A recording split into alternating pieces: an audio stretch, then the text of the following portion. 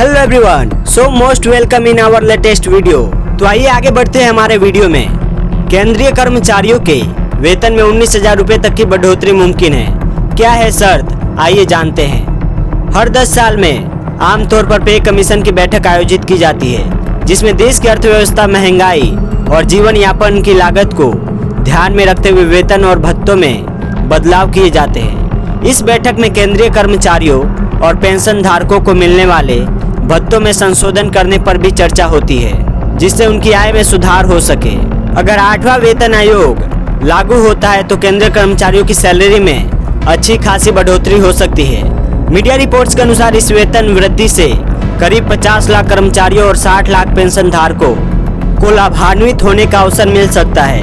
यह बढ़ोतरी सरकारी नीतियों और बजट प्रावधानों पर निर्भर करेगी।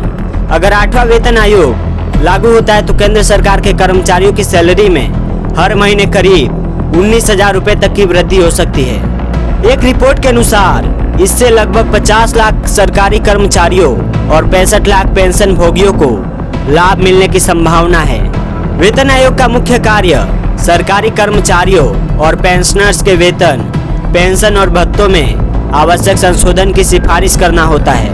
आमतौर पर यह आयोग हर 10 साल में गठित किया जाता है और देश की आर्थिक स्थिति, महंगाई दर और जीवन यापन की लागत को ध्यान में रखते हुए वेतन संरचना में बदलाव का प्रस्ताव देता है। उम्मीद की जा रही है कि 8वें वेतन आयोग की सिफारिशें 2026 या 2027 तक लागू की जा सकती है, जिससे सरकारी कर्मचारियों की आय में सुधार होगा और उनका वित्तीय संतुलन मजबूत हो सकेगा।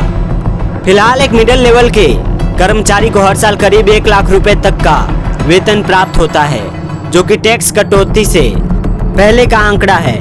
मीडिया रिपोर्ट्स के मुताबिक यदि सरकार वेतन बजट के लिए 2.25 लाख करोड़ रुपए आवंटित करती है तो कर्मचारियों की सैलरी बढ़कर 1,18,800 रुपये प्रति माह हो सकती है।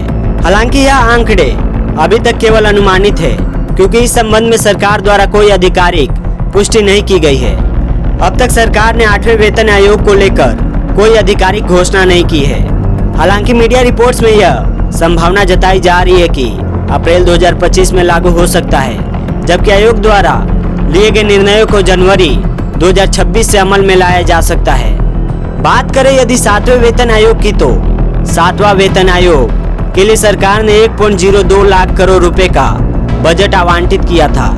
इसे आधिकारिक रूप से जनवरी 2016 में लागू किया गया था, लेकिन सरकारी कर्मचारियों और पेंशन भोगियों को इसका सीधा लाभ जुलाई 2016 से मिलने लगा था। इस आयोग की सिफारिशों के आधार पर सरकार ने न्यूनतम बेसिक सैलरी को 7,000 रुपये से बढ़ाकर 18,000 रुपये कर दिया था।